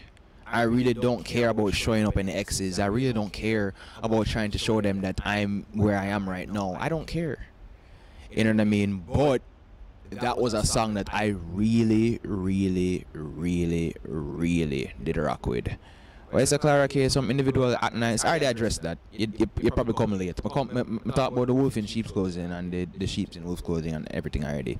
But yeah, this is the someone Miss Nicola, you said that's projection. Oh yeah, you know, you're right. You're right. She could be projecting feeling lonely, desperate, and weak onto people. You're right. That's a decent hypothesis, I must say. But yeah, so people, thank you guys for joining the live right now. Yardman hungry and food downstairs and thing. You know what I mean? Thank you guys for being a part of weekends. We do this every weekend. Talk about different topics and all them things there, you know. Yeah, but basically I want to shine some light on the mental health side of things, because I'm getting ready to work on that mental health video that I've been working on for months. Alright, so I hope you guys, when I do drop that video, I hope you guys learn a lot more about me, and it actually does encourage you to go to therapy, because a lot of us need it for real. Alright, so big up on the damn self. Yeah, I'm hungry. I'm going to end the stream right now.